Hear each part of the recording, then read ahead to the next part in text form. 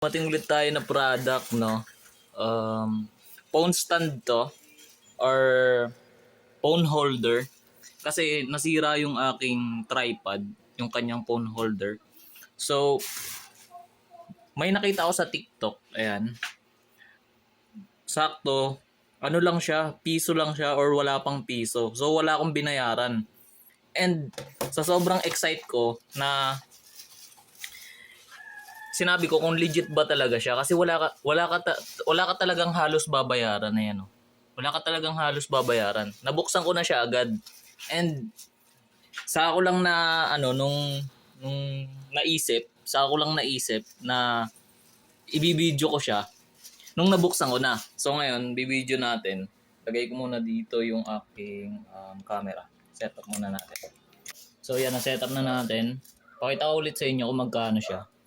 Yung original price niya is 39 pesos. Pero nung nabili ko siya is wala pang piso. So check natin kung legit. Di ko pa naman siya nabubuksan yung mismong box. Yung ano lang, balot lang. Ayan. Grabe. Naka-tape siya talaga. So check muna natin yung box. Yan. Kumbaga dented na talaga siya. Wala naman kasi nakalagay na fragile. So okay lang. Ayun, microphone stands nakalagay. So, ayun lang yung mga kanyang description. Wala nang kahit ano. Ganon din sa likod. So, wala naman ng kahit ano. Check na natin. Microphone stand yun nakalagay. So, baka mayari tayo na ito. Hindi siya inaasahan natin na phone stand. Kasi nakalagay kasi dito, phone stand. Ano, desktop phone holder. Multifunction. Check natin. Ano kaya nakaano dito? So, ayun lang siya. Yun, meron naman. May ano naman siya. Yan. May holder naman siya ng cellphone. So, okay. And setup natin. Ang galing, no? Ano ko lang siya nabili. Wala pang piso. And kung bibili mo siya ng original price, 39 pesos lang siya. So parang sulit na din kung bibili mo pa rin sa original price niya. Paano ito i-setup? So ito muna siguro. I think. Yan. Ito muna. Ito muna yung papasok mo muna to dito.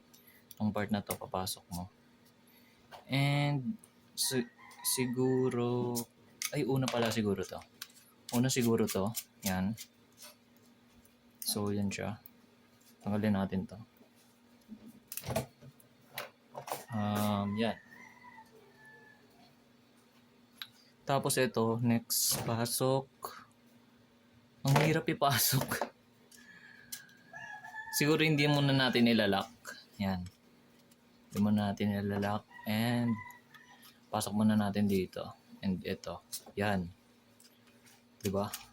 Tapos i-lock na natin. So ito yung kanyang adjustan. Kung gusto mo yung kanyang height is medyo mataas, dito mo siya i-adjust. Or mababa, dito din. Yan. Okay naman.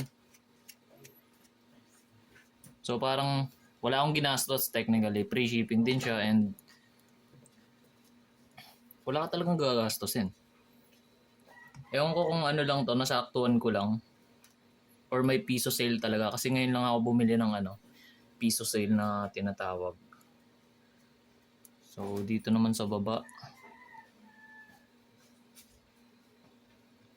Yun. Ayun. Naglalak naman siya. Nagana naman siya. Umigpit naman. Okay. Saka yung quality niya, para sa phone stand mabigat naman to. Mabigat naman. So, check pa rin natin. Siyempre, check pa rin natin kung talagang tatayo siya pag linagyan na natin ng cellphone. And, pagdating dito sa taas, yan siya, meron siyang adjustment dito. May adjustment siya. Check pa rin natin. Yan. Assemble. Ang hirap naman nito. Ay, hindi, may ano siya. Sorry. Kasalanan din natin, syempre. So, papasok muna natin. Tinanggal natin yung dito. Then, papasok natin. Diyan. Tapos, ito. Yan, pasok dyan. And, higpitan na natin. Okay. So, yun na siya. Buo na siya. Na-adjust naman siya. Na-adjust naman. Tapos, dito na-adjust din. Kung anong gusto nyo. So, try na natin. Try na natin siya lagyan ng cellphone. Kung tatayo siya. Check natin. Sana tumayo. Sana tumayo siya.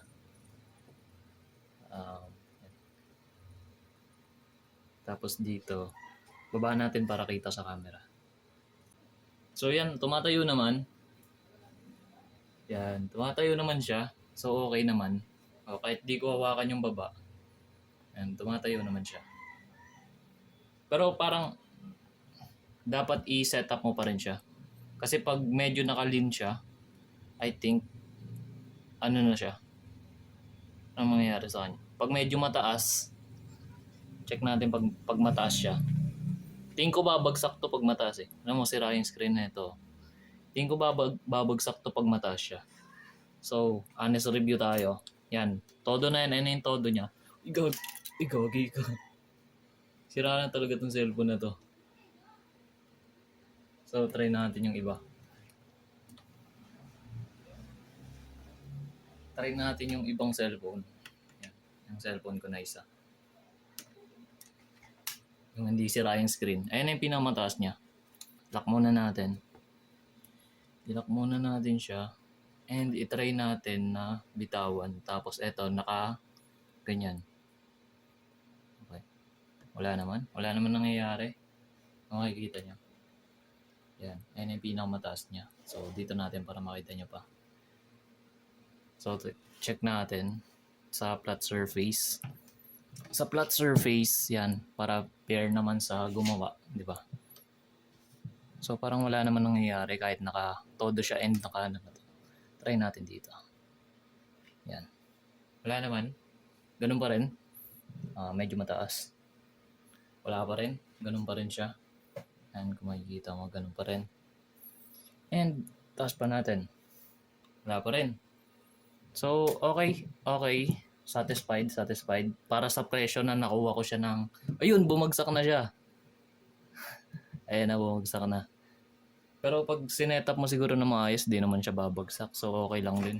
Para sa presyo na nakuha ko siya. And 39 pesos, mga ganun. 39 pesos. Or piso mo siya nakuha. Parang okay na din na meron kang ganito.